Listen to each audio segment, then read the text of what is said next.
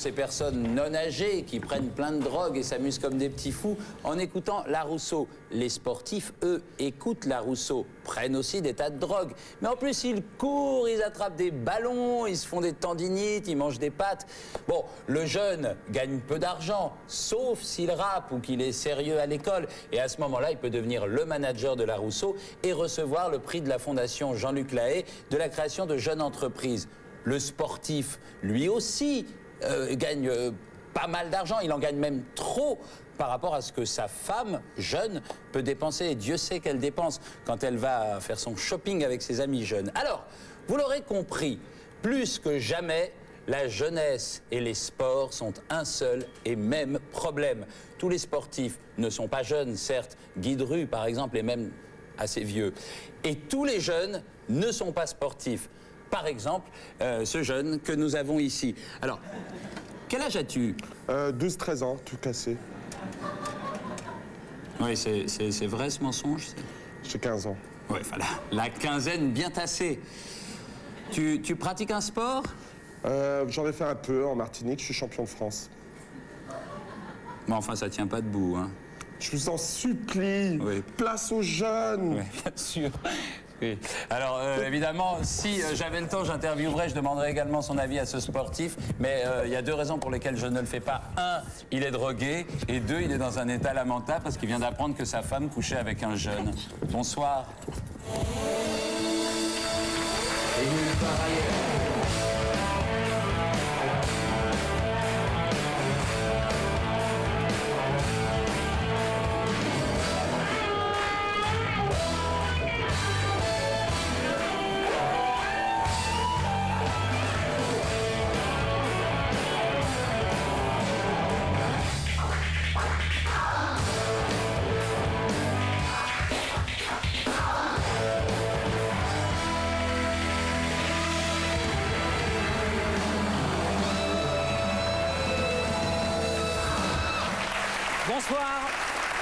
Bonsoir, c'est peu dire sans démagogie que Canal s'intéresse à la jeunesse et au sport. C'est pourquoi je vous demande d'accueillir ici sur notre plateau Madame la ministre, elle y tient, de la jeunesse et des sports, Marie-Georges Buffet. Bonsoir. Alors, on souhaitait vous recevoir pour plein de raisons. On a énormément de questions à vous poser, notamment pour parler d'une campagne que vous êtes en train de lancer, que vous lancez, qui s'appelle Jeunes et égaux en droit. Mais ici, on fait du journalisme. Vous connaissez les questions de base du journalisme. Qui, quoi, quand, où, comment, pourquoi. Je sais pas, j'en oublie aucune. Je commence par la première. Qui est Marie-Georges Buffet? C'est un portrait signé par Alan Rothschild. Nous sommes le 30 mai 1997 entre les deux tours des élections législatives au Blanc-Ménil en Seine-Saint-Denis. Marie-Georges Buffet, discrète permanente communiste, élue depuis peu au secrétariat national du parti, attend patiemment des gens importants. Elle est loin d'imaginer ce qui l'attend pour les prochains 2 ans.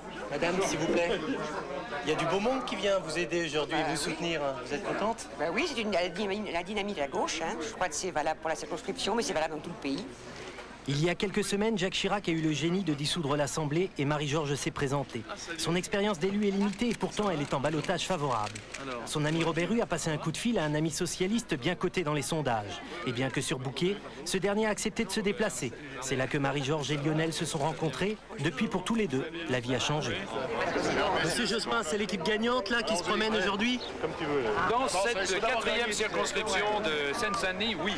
Élue députée, elle ne tenait pas à être ministre, pourtant elle l'est devenue. Son portefeuille, la jeunesse et les sports. Elle y découvre les machos, la force des lobbies et la puissance de l'argent. Elle y oppose un discours sur l'éthique et défend une mission publique du sport.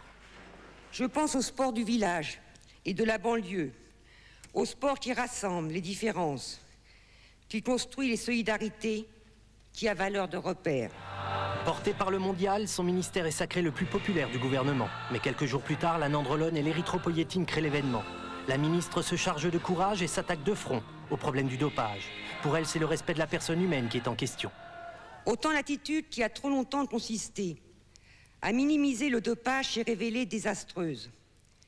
Autant celle qui consisterait désormais à en rajouter dans le sens du tous dopé conduirait de la même manière à banaliser le dopage et à s'y résigner.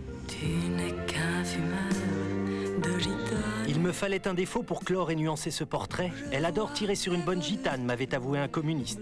Manque de bol, il paraît qu'elle vient juste de s'arrêter de fumer. C'est très flatteur.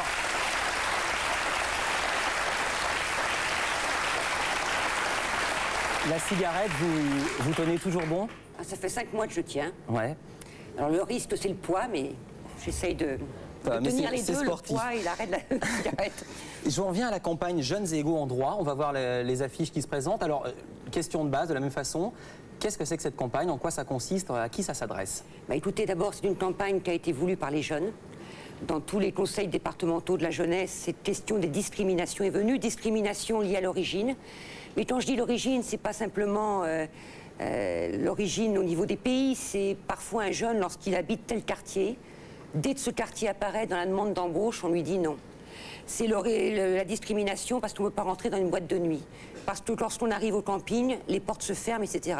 Alors on n'a pas voulu faire une campagne pleureuse. On a fait une campagne, les jeunes égaux en droit. Une campagne qui affirme au contraire qu'on peut être différent, mais qu'on a les mêmes droits dans ce pays. En quoi ça consiste concrètement? On a vu l'affiche, qu'est-ce qu'il y aura comme... parce qu'il ne suffit pas de décréter que c'est pas bien de ne pas engager quelqu'un parce qu'il vient des Minguettes ou de la Courneuve que ça va changer quelque chose. Ou du Clos-Saint-Lazare ou des Tilleuls ou d'ailleurs. Comment est-ce qu'on peut agir concrètement? Écoutez, d'abord, je crois qu'il fallait une campagne d'alerte. Il y avait besoin de revenir sur ce dossier.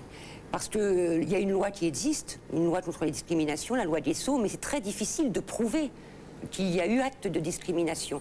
Donc je crois qu'il y avait besoin de mobiliser. D'ailleurs, le ministère du Tourisme va relayer cette campagne dans les syndicats d'initiative. Nous avons maintenant plus de 400 communes de plus de 10 000 habitants qui vont relayer cette campagne, les points info jeunesse. Je crois que c'était simplement une campagne d'alerte, de mobilisation, qui va permettre aussi des débats, des rencontres entre les jeunes et les moins jeunes, pour essayer de faire reculer ces discriminations. Question que se pose et que posent tous les publicitaires, vous avez combien pour cette campagne? Presque rien. Vous savez, on a un ministère, moi mon budget c'est 3 milliards, tout compris, jeunesse, sport, éducation populaire. Donc on a l'habitude de faire appel aux partenaires et en général les partenaires répondent.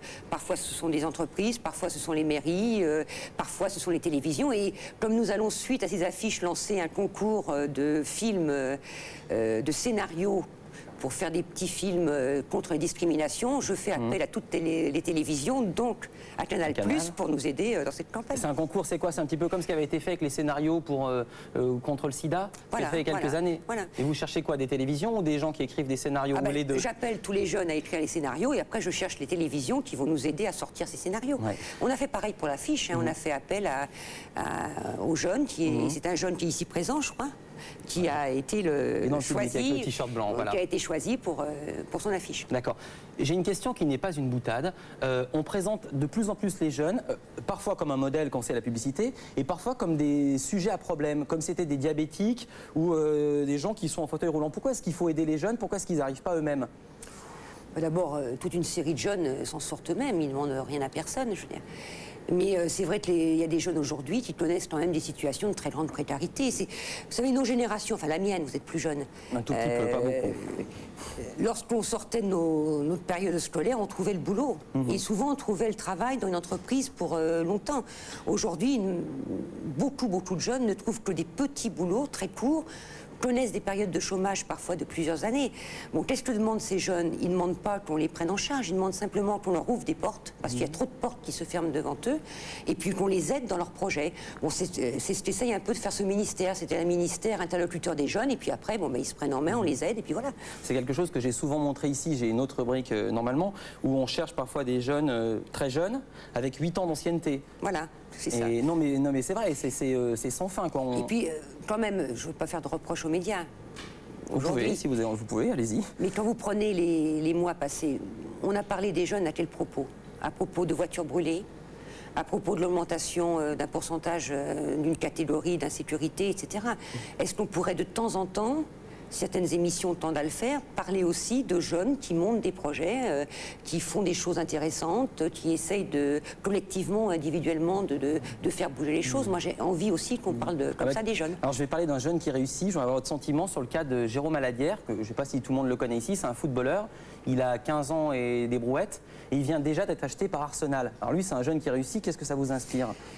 Je ne pense pas que ce soit suis pas sûre que ce soit un jeune qui réussit, justement. C'est ça le drame de ces transactions commerciales sur les mineurs, c'est que quand on achète des jeunes, ça a commencé à 11 ans, il y a eu un cas célèbre à 11 ans, bon, 14, 15 ans, alors que ces jeunes n'ont pas toujours eu le temps de complètement se trouver une personnalité, se trouver vraiment un choix de vie, une identité. Très souvent, le fait qu'on les vend et on les achète, parce que le but, c'est quand même de faire de l'argent au club, hein, point final, hein, fait que parfois leur carrière est vite arrêtée. J'ai envie de lui dire à ce jeune que j'ai pas eu l'occasion de rencontrer, fais gaffe, quoi, poursuis tes études, garde-toi de ceux qui pensent que tu es une marchandise, quoi. Essaye de rester un homme toi-même, quoi. Est-ce que la loi peut changer quelque chose ou est-ce que c'est parti, on peut plus revenir là-dessus? Est-ce que c'est inéluctable? Ceux qui disent ça, c'est ceux qui veulent que ça soit comme ça. Moi, j'ai fait adopter une loi à l'Assemblée nationale vendredi qui interdit les transactions commerciales sur les sportifs mineurs. Et lors de la réunion des 15 ministres de l'Union européenne, on a exigé que la spécificité du sport soit reconnue justement pour la protection des sportifs mineurs. Qu'est-ce que voulez-vous? On considère que ce sont des jeunes gens, des jeunes filles, ou on considère que ce sont des marchandises, quoi. C'est un choix de société. Moi, je pense que ce choix de société, il n'est pas tout à fait perdu, qu'il y a de quoi se battre encore. Le truc qui est étrange, et je finirai avec ça sur le sujet, c'est que rêve de ça. Le gamin qui a 14 ans, il rêve de savoir qu'Arsenal, la Juve ou... Moi, dans mon département, quand vous allez sur les terrains de foot et tout, quand des jeunes ont autour d'eux, des enfants, je dirais des enfants, ont autour d'eux beaucoup de chômage, beaucoup de difficultés, et qu'il y a Zidane, et qu'il y a Barthès, et qu'il y a d'autres, bon... Ben, ils rêvent eux-mêmes, parce qu'ils pratiquent le foot dans leur club, peut-être un jour d'être comme ça, c'est-à-dire d'avoir une notoriété, de jouer bien au foot, d'avoir de l'argent, d'avoir les moyens de vivre. Bon, c'est un rêve, mais bon, dans les centres de formation, ce rêve est encore plus concret, puisqu'ils sont déjà dans les centres de formation.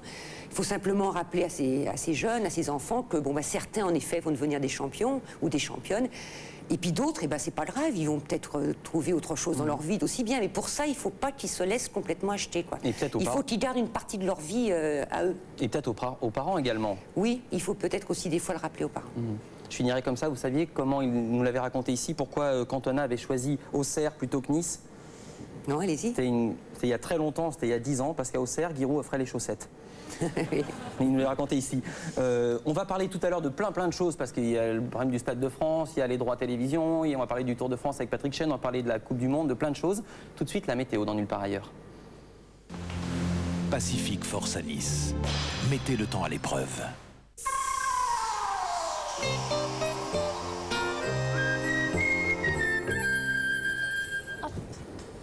Cécile.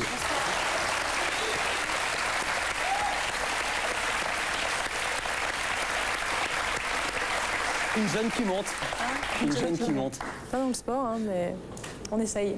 Ça va être un petit peu comme aujourd'hui, hein, parce qu'on a l'impression qu'il fait beau partout, mais en fait sur le nord c'est pas ça. On va voir ce qui se passe sur l'animation. Donc l'anticyclone des Açores protège encore le sud, alors que le nord du pays sera marqué par pas mal de passages nuageux dû à une perturbation qui circule sur le nord de l'Europe, ce qui nous envoie tous ces nuages. Donc le matin, comme je vous le disais, on retrouve des passages nuageux sur la moitié nord et il y a un franc soleil sur le sud. Donc c'est simple, hein, comme carte.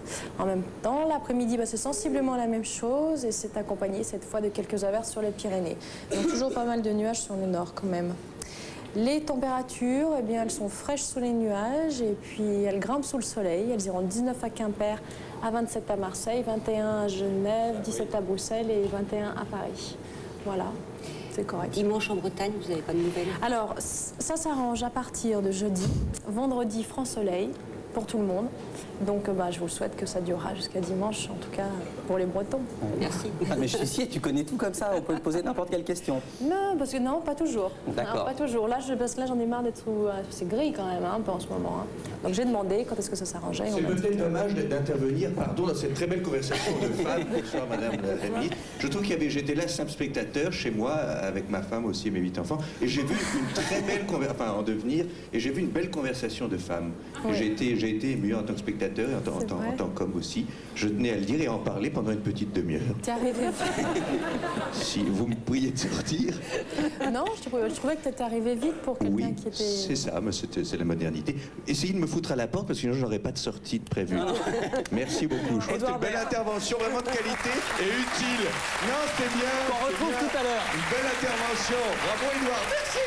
Merci Cécile, à tout à l'heure. Nulle part ailleurs continue avec les news.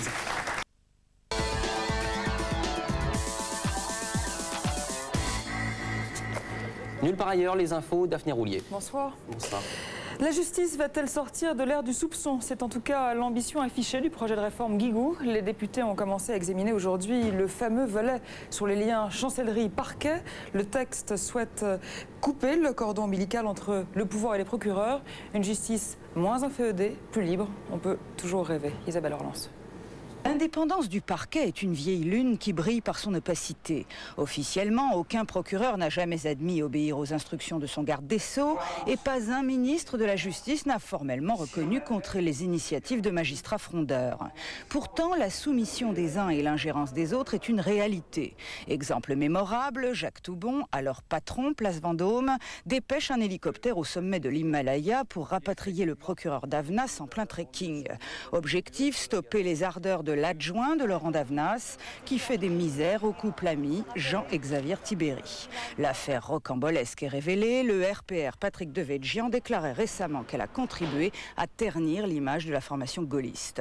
Elisabeth Guigou, dès son entrée à la chancellerie, a rompu avec ces pratiques. Sa réforme, si elle est votée, ne permettra plus au pouvoir politique en place de se payer un adversaire par procédure interposée. Les instructions individuelles du ministre ne seront plus autorisées, libre à lui cependant d'engager directement des poursuites si un magistrat se montre trop laxiste. Ce droit d'action aura le mérite de la transparence. Les opposants au projet sont nombreux, y compris au sein de la majorité. Beaucoup redoutent l'instauration d'un troisième pouvoir, celui des juges, qui illustra voici 10 ans le bras de fer entre Renaud Van Ruymbeck et les socialistes d'Urba. Et certains ironisent déjà sur le retour aux ordres téléphonés contre lesquels la loi n'a aucun pouvoir. À droite comme à gauche, on ne semble guère convaincu par ce texte. Au sein même de la majorité plurielle, certains n'hésitent pas à brandir le spectre d'une nouvelle république des juges. L'opposition, elle, qualifie ce texte d'hypocrite. Écoutez Nicole Catala cet après-midi à l'Assemblée. Ce qu'est votre projet de loi, Madame le ministre, c'est un trompe-l'œil. Ce trompe-l'œil, malheureusement, risque de coûter cher, car il bouleverse certains principes fondamentaux de notre justice pénale et risque de nous faire un pas de plus vers cette République des juges dont ne veulent pas les vrais républicains. La caisse primaire d'assurance maladie de Saint-Nazaire avait promis il y a peu une offensive judiciaire contre les fabricants de tabac. Elle a mis aujourd'hui ses menaces à exécution en assignant 4 des plus gros cigarettiers selon le principe du pollueur-payeur. Reportage Marie-Christine Lux. La caisse primaire d'assurance maladie de Saint-Nazaire a fait ses comptes. Elle a déboursé en 2 ans 51 millions de francs pour soigner les maladies liées au tabagisme, comme les cancers du poumon ou du larynx. Une somme qu'elle espère récupérer auprès des 4 grands fabricants de tabac, la Ceita, Philip Morris, Rothmans et Reynolds Tobacco, qu'elle attaque aujourd'hui devant les tribunaux civils. Savez-vous quelle est l'espérance de vie moyenne qui est retranchée à un fumeur qui fume un paquet de gauloises par jour? Eh bien, moi, je croyais avant ces procès que c'était 8 ans. On disait partout c'est 8 ans. Mais c'est 25 ans. On meurt à 50 ans au lieu de 75. 25 ans, c'est pas écrit sur les paquets. Vous perdez 25 ans d'espérance de vie si vous fumez ce produit. C'est ce que j'appelle un des exemples de sous-information inadmissible autour de cette marchandise. De son côté, la Ceita se défend et menace à son tour d'un procès pour procédure abusive. Quant au centre de documentation et d'information sur le tabac, il estime que ce n'est pas aux fabricants de tabac de verser des dommages et intérêts et évoque l'opinion des Français.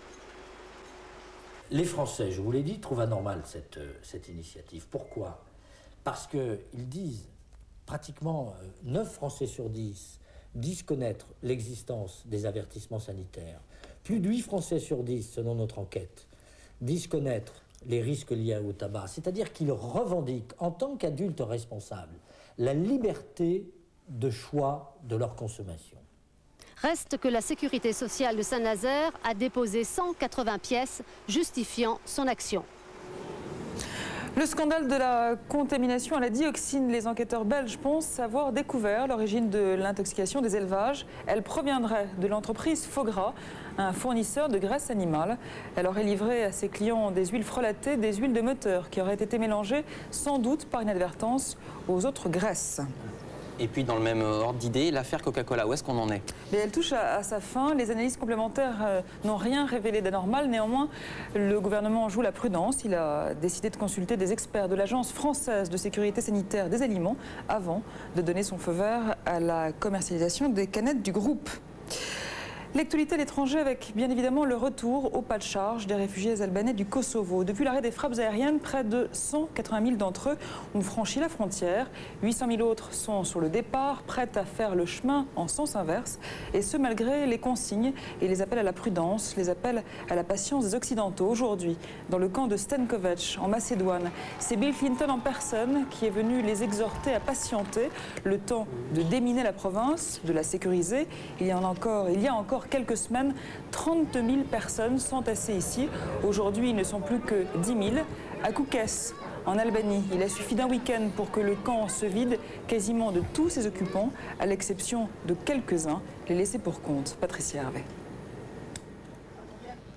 Surréaliste. Les camps de réfugiés de Kukës se sont vidés aussi vite qu'ils s'étaient remplis. Kukës à la frontière du Kosovo et de l'Albanie. Kukës qui il y a quelques jours encore grouillait de réfugiés, près de 50 000 au plus fort de l'exode. Kukës aujourd'hui vidé, déserté ou presque, car il reste encore ceux dont on ne sait quoi faire. Some of them have come to Kukës without family and were unable to care for themselves, and some others have been abandoned by their families. Personnes âgées, orphelins, handicapés, cela compte sur l'OTAN pour les rapatrier.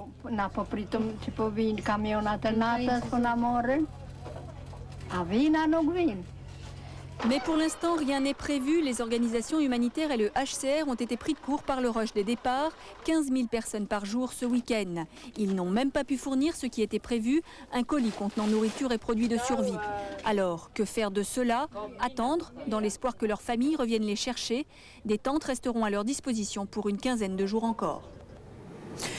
Ils ont dit oui pour au moins 10 ans. Ils ont dit oui pour améliorer leurs services et diminuer leurs coûts. Air France et Delta Airlines ont décidé de s'unir aujourd'hui. Un mariage loin d'être anodin, d'abord et en priorité pour les clients. Valérie Kang. Avec du retard sur ses principaux concurrents, Air France a enfin choisi son nouveau partenaire. Ce sera Delta Airlines, troisième transporteur américain. Les deux compagnies ont signé un accord stratégique, un mariage qui fondera une grande famille puisque le but est de créer d'ici la fin de l'année une grande alliance avec d'autres compagnies aériennes. C'est aujourd'hui le choix que Air France et Delta font ensemble. Et le faisant, ils affichent clairement leur volonté commune d'être leader dans le domaine des alliances et de créer ensemble, avec d'autres, une alliance globale majeure. Le but est clair, concurrencer les deux grosses alliances déjà existantes, l'une autour de United Airlines et Lufthansa, l'autre autour d'American Airlines et British Airways. Delta Airlines, 92 milliards de francs de chiffre d'affaires en 1998 et Air France, 60 milliards de francs, vont unir leurs forces pour augmenter leur trafic et donc leur rentabilité. Pour les passagers, cette alliance se traduira par des services communs entre les compagnies. Leur atout, des réseaux très complémentaires. Air France dessert 174 escales dans 85 pays, essentiellement en Europe, en Afrique et en Asie. Delta assure 230 liaisons dans 29 pays, dont 142 villes américaines. Le réseau s'appuiera sur deux grosses plateformes de correspondance, Roissy-Charles de Gaulle et Atlanta. Difficile de savoir si finalement ce mariage profitera aux clients, mais pour l'entreprise Air France, il était vital de ne pas rater le décollage de ces multinationales du ciel. Et puis toujours en compagnie de Marie-Georges Buffet, la page sport, Daphné. Oui, du sport avec la déroute. On pourrait même parler de la débâcle cet après-midi très remarquée de Martina Hingis à Wimbledon. La Suissesse ne s'est toujours manifestement pas remise d'avoir laissé échapper la finale de Roland-Garros il y a 15 jours. Alors depuis, la meilleure joueuse du monde n'a plus vraiment toute sa raquette. Dominique Armand. Voici Jelena Dokic, 16 ans, australienne d'origine yougoslave et modeste 129e joueuse mondiale. A priori, une simple formalité sur la route de la numéro 1 mondiale, Martina Hingis. Pourtant, rapidement, la Suissesse est malmenée dans le premier set, sèchement concédé, 6-2. Ressurgissent alors la nervosité et le mental défaillant affiché par la Suissesse il y a 15 jours en finale de Roland-Garros face à Steffi Graf. Du coup, la jeune Australienne corrigée 6-1, 6-2 à Melbourne en début d'année prend confiance et enchaîne les coups gagnants face à une Hingis fantomatique.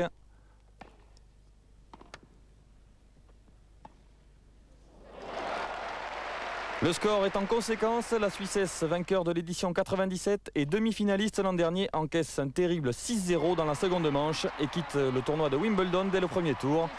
Et plus que le réel talent de Jelena Dokic, c'est bien la défaillance psychologique de Martina Hingis qui a marqué les esprits. Vous vouliez faire une remarque? Oui, parce qu'il faut quand même permettre aux sportives et aux sportifs, notamment lorsqu'ils sont aussi jeunes que celle-ci, d'avoir des périodes de méformes physiques, méformes psychologiques. Enfin, on ne peut pas demander... Déjà, on en fait des champions de plus en plus jeunes. On parlait des parents tout à l'heure. Elle traverse une passe difficile. Je crois qu'il faut accepter cela, qu'il ne faut pas la juger par rapport à cela. Parce que sinon, après, il ne faudra pas dire elle fait appel à quelque chose pour aller mieux, etc. Il ne faudra pas la juger, quoi. Respectons le droit à un sportif à ne pas être en forme pendant une période. Je crois que c'est le minimum. Voilà. On le respecte tout à fait ici. Alors, des nouvelles de votre ami Didier Deschamps, Daphné? Il quitte la Juve. Il jouera dès l'an prochain et pendant 3 ans à Chelsea. Le capitaine de l'équipe de France de foot a signé un contrat de 30 millions de francs. À 30 ans, il est déjà recordman des sélections en équipe de France. Et bien à Chelsea, il retrouvera Marcel Desailly en défense et Franck Leboeuf. Voilà, il ne sera pas esselé. Voilà. Merci Daphné. Je vous souhaite bonne chance. NPA continue. Tout de suite, les Deschiens.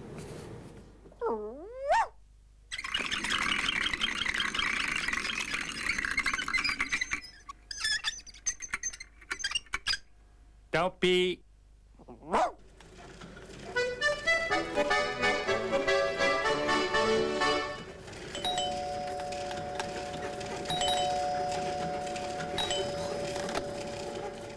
Oui. Allô? Allô? Oui. C'est Philippe François. Ah, les gars, ça y est. Oui, peut-on se permettre de monter, à moins qu'on me dérange? Oui, oui, non, vous ne me dérangez pas. Je vous ouvre. Bonjour, bonjour les gars, ça va? En plein sport. Bonjour Olivier, comment allez-vous? Bien, et vous? Oh, ça c'est formidable. Moi, ça j'admire parce que Monsieur Saladin, il fait combien? 60 km, 80 km par jour. Oui, en restant chez lui. c'est beau. C'est admirable. Il faut, pour rester. Si vous voulez garder... C'est certain. Oui, mais vous êtes superbe. Oui, tout simplement, pourquoi? Il faut le résultat, c'est quoi? C'est que vous êtes superbe. Un esprit sain. Il y a encore un petit ventre là à perdre. C'est ses abdos. C'est ses abdos. Non, je ne pense pas. C'est ses abdos. Oui, c'est pas mollasson comme on dit. Pardon? Non, je dis c'est pas mollasson. Oh, quand même, on ne peut rien dire. Je sais que moi, mes courbes de ventre ont augmenté quand j'ai maigri. Voilà. Quand j'avais de la besogne. Séduire, c'est vendre. Vendre, c'est séduire. T'as qu'à répéter ce que je dis, d'habitude. Il faut un esprit dans un corps sain. Mais voilà. Oui, c'est certain, c'est sûr, c'est sûr. C'est pas en restant des heures sur son canapé avec ça, juste ça, comme geste sportif, la zapette dans la main en train de regarder TF1 France. Qui c'est qui tic à la maison? Qui c'est qui fait tout? Qui c'est qui a fait l'argenterie encore hier? C'est pas pareil, hein. Il m'énerve. Oui, mais c'est vrai que le sport, c'est une discipline. Mais je sais bien, mais attendez, mais vous avez tout le travail qu'on a à faire à la maison. C'est pas du sport en soi? Bien sûr que c'est du sport. C'est pas une discipline, c'est pas la même chose. On peut pas comparer. C'est vrai que vous... Et puis alors, ce que j'admire de Monsieur Saladin, c'est qu'il a un intérieur parfait, tout en faisant attention à lui-même. Eh ben, c'est superbe. Et pourtant, je crois que vous êtes hétérosexuel, hein? Vous vous en cachez pas. Non, je trouve ça admirable, alors que toi, excuse-moi Philippe, il y a du relâchement. Très bien. Bien, je vous laisse ensemble. Faites bien connaissance. Non, restez. Oh là là. Il m'énerve en ce moment, il m'énerve. Pédaler. Ah oui.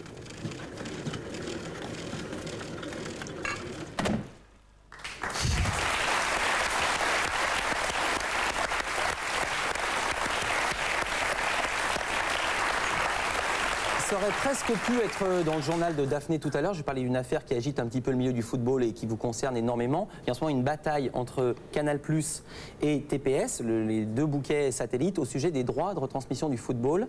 Les enchères sont montées à tel point qu'on atteint maintenant 6 milliards de francs. C'est pas encore décidé, la Ligue n'a pas encore arbitré. Madame Trautmann, la ministre de la Communication, s'est émue, disait choquée, scandalisée par cette somme. Est-ce que c'est également votre cas, 6 milliards? Oui, la somme en elle-même déjà... perturbe un peu, je dirais.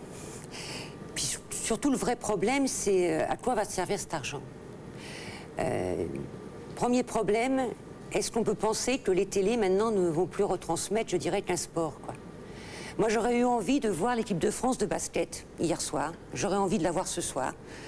Ben, personne ne pourra la voir, elle ne sera pas sur aucune chaîne de télévision. Aucune chaîne de télévision ne retransmet l'Euro de basket qui se déroule en ce moment en France. Je trouve ça un peu dommage. Deuxième problème, moi, qu'il y ait beaucoup d'argent qui arrive dans le sport. Si les chaînes de télévision veulent donner de l'argent au sport, qu'elles le donnent. Mais il faut que cet argent, comme l'a souligné à plusieurs reprises Michel Platini, aille bien jusqu'au bout du sport. C'est-à-dire, au club. Non, Michel Platini a insisté là-dessus. Qu'il aille bien au club, parce que, je le dis souvent aux gosses quand je les rencontre, les champions du monde, ils ont d'abord démarré dans un club, dans une commune, dans un quartier avec des bénévoles. Et ces clubs, ils n'ont pas de moyens.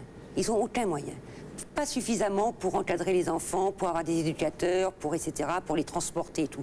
Alors moi, cet argent qui arrive, je ne sais pas quel sera le montant final, qu'importe la chaîne qui va obtenir le contrat, je dirais presque, mais je souhaiterais qu'une grosse part de cet argent aille aider les clubs et les bénévoles. Voilà. Ce qu'attendent les téléspectateurs, parce que là il est question de division 1 et un petit peu de division 2, ce qu'attendent les téléspectateurs, c'est de voir des équipes françaises, le championnat, avec des Français qui jouent dans ces équipes-là. Je pense que c'est ça ce qu'ils veulent faire. Non mais les amoureux de sport veulent voir beaucoup de foot, et ils ont raison, c'est le sport le plus populaire, le plus planétaire, donc c'est normal. Non mais ils ne veulent pas voir Deschamps à Chelsea et De Sailly là. Non, ils veulent voir vous savez, il y a des aventures extraordinaires. Regardez ce qui se passe par exemple autour du club de Saint-Étienne. Saint-Étienne, à une époque, c'était... Prêcher un convaincu. Voilà. Et aujourd'hui, Saint-Étienne repart. Bon, il y a toute une population qui est autour de ce club. Bon, c'est quelque chose d'extraordinaire, mais ça, c'est formidable. On ne va pas aller contre ça. Mais il faut penser aussi à d'autres sports. Et puis, il faut que l'argent soit un peu mieux mutualisé. Moi, je vais proposer... Alors, je sais que ça ne va pas être consensuel, mais ça ne sera pas le premier combat non consensuel que je mènerai. Je vais proposer de taxer les contrats de télévision pour alimenter un fonds pour les petits clubs. Alors, la communiste que vous êtes ne doit peut-être pas être d'accord. Qu'est-ce que vous pensez de cette proposition, on entend ça et là, de diminuer la fiscalité pour les joueurs, pour qu'ils puissent rester en France plutôt qu'aller jouer en Italie, en Espagne On a un véritable problème au niveau de la fiscalité des sportifs et des clubs. C'est vrai qu'aujourd'hui, il est beaucoup plus intéressant pour un champion ou une championne française d'aller jouer dans un autre pays. C'est un véritable problème, mais ce problème est plus large, je veux dire. On a un problème de déréglementation lié à l'arrêt Bosman qui fait qu'aujourd'hui, les supporters espagnols aimeraient bien quelques joueurs espagnols qui jouent dans les clubs espagnols. C'est pareil en Italie. Bon, nous, on n'est pas trop encore touchés dans nos clubs français. Bon. On s'est mis d'accord avec les autres ministres de l'Union européenne et avec la Fédération française internationale de foot pour essayer quand même de trouver une solution qui respecte quand même les équipes nationales, les clubs, leur identité. Ceci dit, on ne peut pas non plus attacher un joueur à un club. Un joueur a le droit aussi à choisir son lieu de travail. Donc il faut trouver une position, un compromis entre ces deux exigences éthiques. On parlait de problèmes là, je vais parler d'un truc un petit peu plus joyeux. Qu'est-ce qui reste du formidable élan de la Coupe du Monde? Est-ce que vous le ressentez encore d'une certaine manière? Oui, on a relancé une opération là au ministère 1, 2, 3 à vous de jouer. Où on a fait un appel au projet d'associations, de jeunes, de municipalités. Ça marche à plein avec beaucoup de sport, beaucoup de musique. Peut-être beaucoup de nouveaux licenciés dans les clubs. Et surtout, et je voudrais le souligner, beaucoup de filles, énormément de filles qui demandent à s'inscrire dans les clubs. Et elles ne sont pas toujours accueillies comme elles devraient l'être. Peut-être que ça ne se sait pas, mais se déroule là bientôt un championnat du monde de foot féminin. Moi, je vais d'ailleurs aller à la finale. C'est parce que ça ne se fait pas, parce qu'en général, les footballeurs, ils sont très contents d'accueillir des filles. Oui, écoutez... Non, vous savez, c'est un beau football, vous en avez déjà vu? Ouais. C'est un beau football. C'est très très rapide. Très technique. Ouais. C'est très rapide. Oui, mais il faut en montrer un peu à Canal. Voilà. Et puis alors justement, on parlait de Canal, et puis je vais finir avec une bonne nouvelle avant qu'on rejoigne les Guignols. On parlait du satellite. Grâce au satellite, on peut avoir plusieurs chaînes. C'est que Canal Plus est retransmis avec Canal, le blanc, le vert, le bleu. Et à 20h40, Canal Vert retransmet la France qui joue au basket. Très bien. Voilà. En différé alors? Comment? Non, en direct. Parfait. Oui, je crois. Je sais plus d'ailleurs. Je sais pas. Il est là, PPD, ça va? Ça va, mais moi je risque pas de me faire acheter par TF1, j'y suis déjà.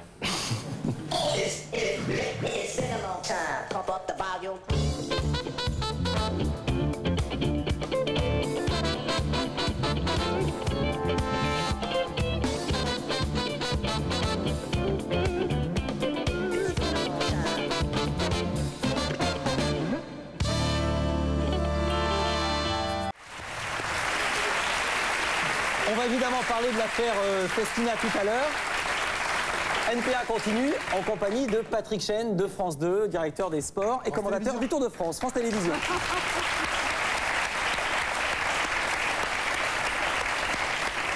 Oui, il y a énormément de choses à se dire sur... vous avez suivi combien de Tours de France, Patrick? 18.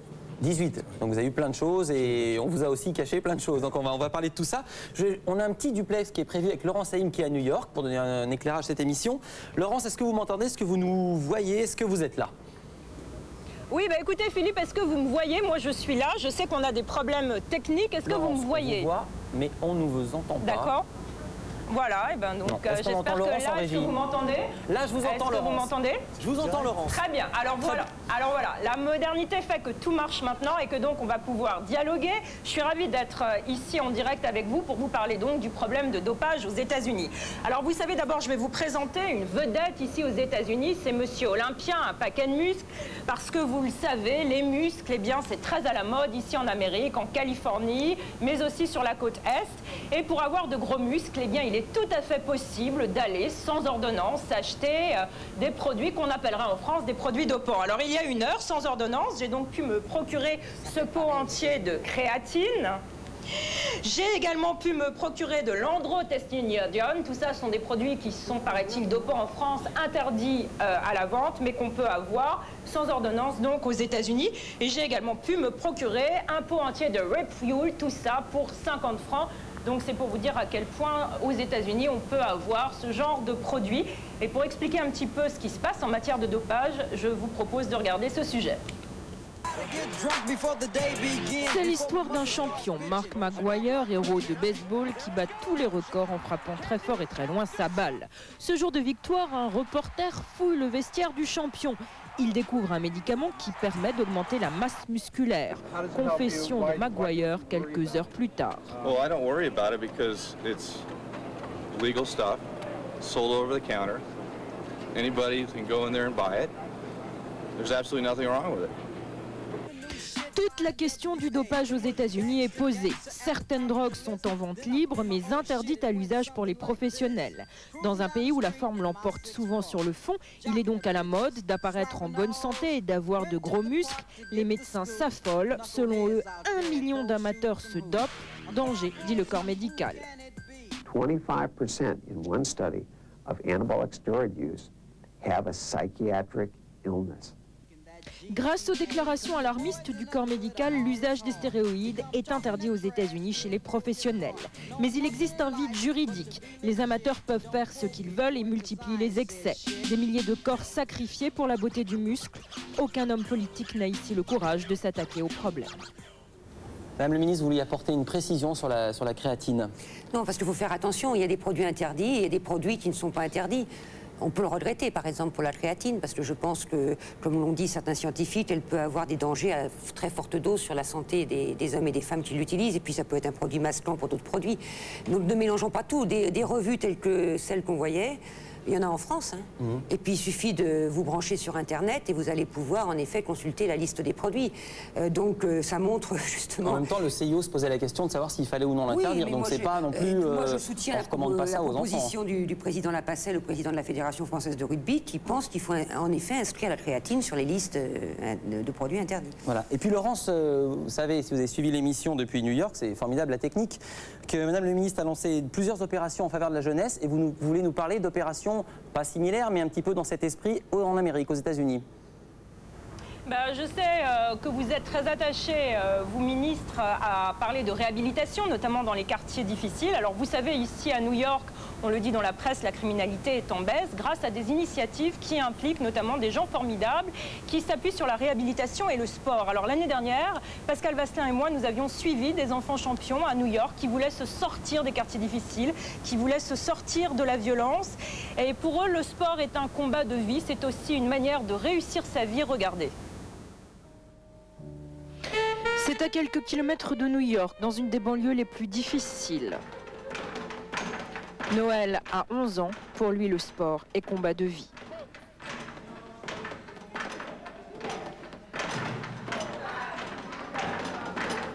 Trois fois par semaine, dans un jardin public, Noël se bat pour devenir champion.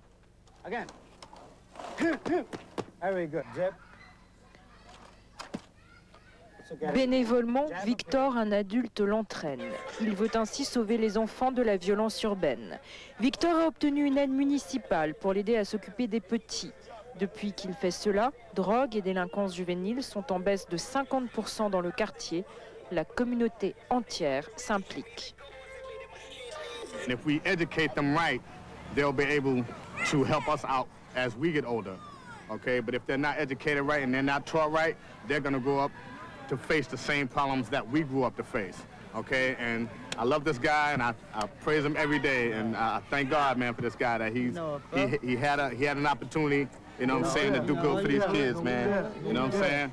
Because I got kids out here, we all got kids out here, you know what I'm saying? I mean, lay the guns down, no guns, no guns, no drugs, no guns, no drugs. Around here, it's about the little ones, these little guys. Comme il le dit, avec ce soutien, Noël est en train de gagner aujourd'hui son match, le match de sa vie. Merci Laurence, salut, ça fait plaisir, un sujet positif, non? Oui, ça fait très plaisir. Et c'est vrai que le sport peut permettre à des jeunes et à des moins jeunes de passer des étapes difficiles. Moi, je me rappelle, j'ai un souvenir à la sortie d'un débat avec des jeunes à Mulhouse, où 3 jeunes étaient venus me voir en disant nous étions déjà tombés dans la délinquance et c'est grâce à une pratique sportive, un sport que nous avons, ils avaient monté une association eux-mêmes, etc., que nous avons réussi non pas à nous en sortir complètement, parce que nous ne faisons pas jouer au sport plus qu'il ne peut. Le sport ne va pas leur trouver un emploi, le sport ne va pas leur donner la formation qui leur manque, etc. Mais il peut au moins faire qu'ils se retrouvent ensemble, qu'ils soient reconnus. Et donc quand on est reconnu, ben, on se respecte un peu plus que quand on a l'impression qu'on est inutile. Même sans délinquance, lycée parisien assez haut de gamme, un petit peu Bourges même, les enfants à la sortie du lycée en 4e, il y en a qui fument du shit ou qui fument des cigarettes. Et la réponse d'un jeune de 14 ans, tu fumes pas toi? Non, moi j'ai une réponse, c'est le sport. Et là on respecte, on le laisse tranquille. On a eu l'expérience au Blanc-Ménil quand on a fait ce grand, à la Pentecôte, là, ce grand rassemblement, ce grand tournoi de jeunes cadets en foot, et avec le thème « Laissez-nous jouer ». C'est-à-dire, il faut penser que le sport, c'est avant tout le plaisir. C'est avant tout se faire du bien, quoi. Être bien soi-même, être bien avec les autres avec qui on joue ou contre qui on joue. Voilà, c'est ça le sport. Alors, moi, je me bats pour que le sport, il soit quand même un peu un plaisir quelque part et pas autre chose. Ouais, oui. On va continuer, on va parler de passion tout de suite et éventuellement de substance. On va parler du Tour de France tout de suite, LOL. 1, 2, 3, 4, 5, 6, do it!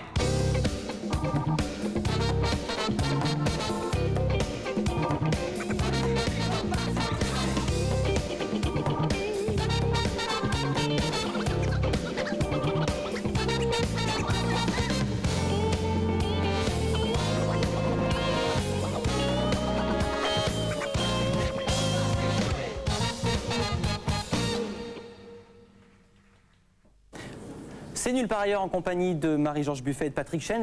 On va parler de passion. Je vais vous montrer la une de l'équipe, c'était il y a quelques jours. Voilà, le Tour, c'est sacré. Le Tour va avoir lieu. Il est toujours sacré, la passion est toujours là. Qu'est-ce qui va se passer dans ce tour? Les favoris sont plus là déjà, Patrick. Les favoris sont... Déjà, ça va être un tour capital pour la reconstruction. Il faut déjà... La première question qu'on se pose, c'est vrai, on a beau être enthousiaste et avoir de la passion. La première question qu'on se pose, il ne faut pas qu'il y ait d'affaires dans ce tour. Ou alors des affaires réglées par le pouvoir sportif. S'il y a un tricheur, on le renvoie à la maison. Mais si on commence à avoir des équipes qui trichent, qui organisent la tricherie, avec des descentes de police qui trouvent des choses, là, ça sera dramatique. Je pense que Madame la Ministre partage mon avis. Si c'est ça, il faut rentrer à la maison, je veux dire, c'est dramatique. En revanche, on espère le tour de la reconstruction avec des jeunes, avec des changements de mœurs, des changements d'habitude, c'est ce qu'on espère tous, bien évidemment. Il faut donner envie aux gens de le regarder, qu'il y a des nouveaux... Moi, oui, j'ai presque envie de dire, il faut encore plus de gens au bord des routes, parce que, justement, c'est peut-être le renouveau du tour, avec, on va peut-être voir apparaître de nouveaux coureurs qui étaient un peu anonymes dans les pelotons, etc. Il va peut-être se passer des choses formidables. On va peut-être regarder autrement la montée d'un col. Moi, je sais pas, j'ai envie de vivre ça un peu différemment, de retrouver le tour, moi, que je voyais quand j'étais gamine, quoi. Moi, le tour est dopé, plus il est humain. Voilà. On dit souvent, oui, mais le dopage, ça servait tout le monde. Au contraire, plus le tour est humain, plus on aura des rebondissements, plus on aura un coureur qui un jour va faire un exploit, et le lendemain, il ne va pas récupérer. Madame la Ministre disait un truc capital tout à l'heure, elle disait, il ne faut pas leur demander toujours d'être au top, il faut leur demander simplement d'être des hommes et des femmes et d'avoir des faiblesses. Alors c'est vrai que nous, on s'emballe, souvent les commentateurs, qu'on dit, c'est formidable, ils font des exploits parce qu'ils font des exploits. Mais c'est vrai que c'est pas parce que le lendemain, ils ont une faiblesse qu'il faudra dire que ce sont des nuls, ce sont des hommes, tout simplement. Concrètement, est-ce qu'il y aura plus de contrôle? Non, je ne pense pas. Il y a beaucoup de contrôles. Ce qui ne marchait pas, c'est que les contrôles ne voyaient rien. Non, la Société du Tour, je crois, établit des règles très claires. Il y aura des contrôles sanguins auxquels devront soumettre les coureurs. Bon, toutes les équipes sont les bienvenues à partir du moment où elles respectent ces règles. Je crois que c'est une bonne attitude de la direction du Tour, voilà. Ouais. Mais il n'y aura pas un acharnement, je dirais, sur les coureurs du Tour.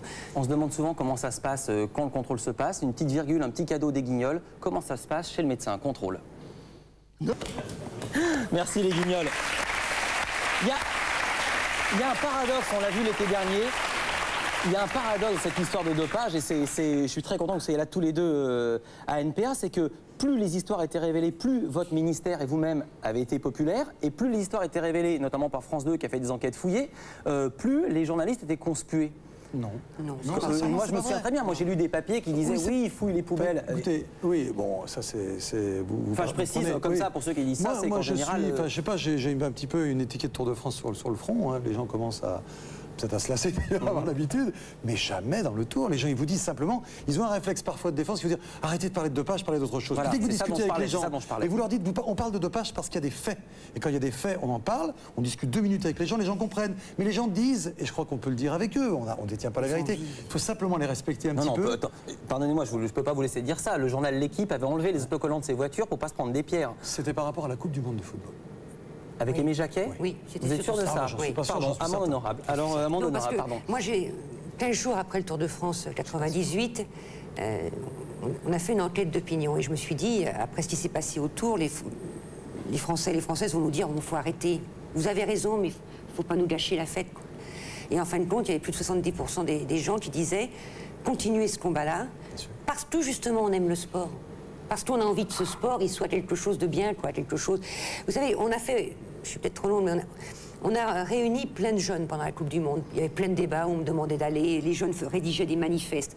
Alors ils étaient plus sévères que nous, les jeunes. Pour eux, le sportif qui avait un geste de violence, le sportif qui se dopait, etc., ils disaient non, on n'en veut pas. Il y avait une aspiration, parfois même, je voyais des jeunes qui, je pense, dans leur cité... Bon, on n'avait peut-être pas toujours, quand la voiture de police passait, une attitude irréprochable, etc. Disait non, dans le sport, il faut que ce soit clair, quoi. Il y a une aspiration à quelque... parce qu'on aime le sport, voilà.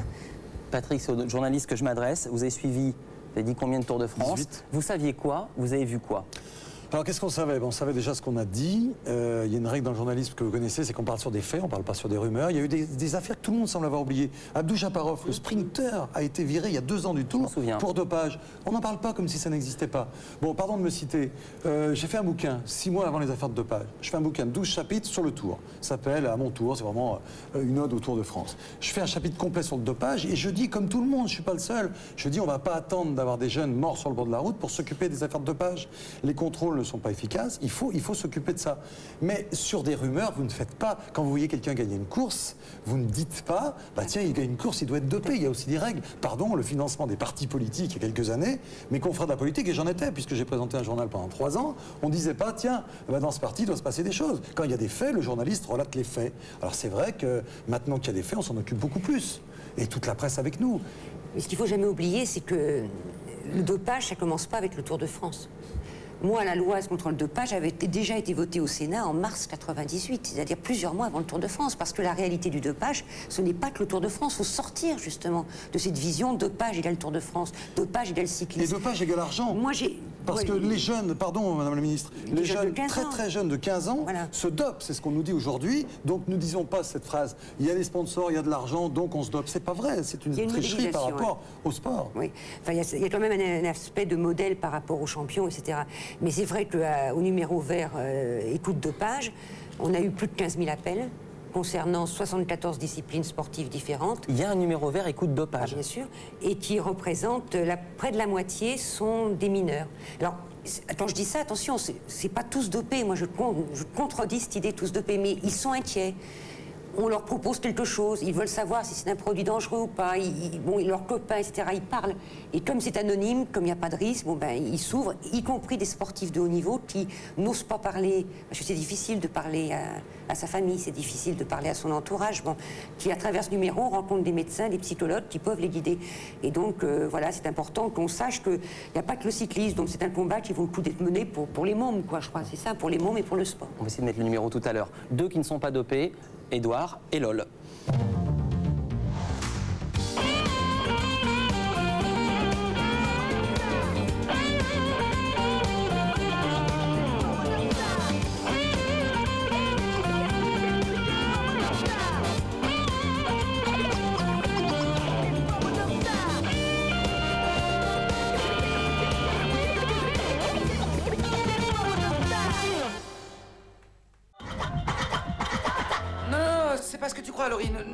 soir, drôle de sac et quiproquo, un Joe Pesci beau comme un mafioso. Pas mal non plus Will Smith et Tommy Lee Jones, super élégants, Men in Black en VO. Roaches check in. They don't check out. Ce soir, bagages sanglants et monstres gluants, on se régale. Et coup de dopage dont nous parlions il y a 30 secondes dans Nulle part ailleurs que Madame le Ministre, le numéro s'affiche sur l'écran, c'est un numéro vert, le 0800 15 2000. Dopage, visionnage, ça rime, je suis désolé, Edouard.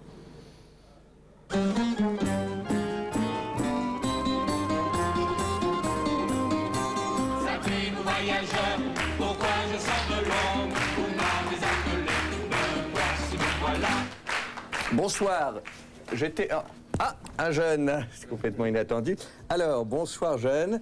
Beaucoup de jeunes viennent me voir en coulisses ou dans mon appartement rue Sarrazat, où j'habite chez maman avec des animaux, et me disent, oui, on n'a jamais l'occasion de rencontrer des responsables, des ministres, des gens importants. Ouais, on n'a jamais l'occasion de rencontrer des responsables, des ministres, des gens importants. Voilà. Alors, ils me disent, ce qui me parle beaucoup, j'écoute, j'ai une très bonne écoute et une oreille très grande, à peu près 2 mètres sur 3. Et ils me disent ensuite, oui, moi si je les voyais, je pourrais leur dire des trucs. Ouais, moi si je les voyais, je pourrais leur dire des trucs. Voilà, donc au fond, je restitue assez bien la parole du jeune et tout est corroboré. Très beau jeune. J'emmène le jeune voir un haut responsable du gouvernement puisque l'autre est protégé par de la sécurité et Philippe Vandel qui est très costaud. Viens là. Alors, nous avons un dispositif autour. Tout le monde reconnaît ce haut responsable du gouvernement. Il y aura bien sûr Rigolax qui tient à vos dispositions des objets comiques tant en chapeau chinois qu'en guirlande. Alors, Claude Hélène, bonsoir. Bonsoir. D'abord, Claude Hélène, c'est, et vous le savez ou pas, c'est bien sûr l'antenne du gouvernement, l'antenne pour tout ce qui est problème de jeunes. Hein. Vous êtes l'antenne. Oui, le gouvernement. Vous êtes un petit peu la tête chercheuse, je dirais, pour tous les problèmes de sport.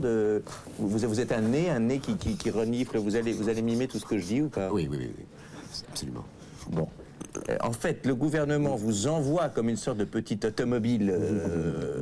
Oui, c'est plus dur, ça. Hein, vous êtes emmerdé là. Une automobile vrombissante chez les jeunes, chez les sportifs.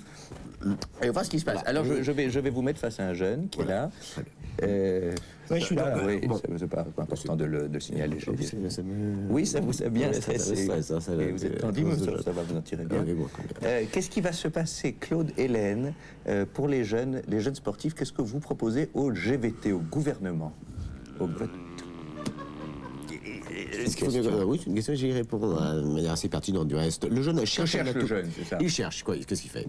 Il cherche un atout. Oui. Le jeune sportif cherche un atout séduction après l'effort. Oui. Voilà.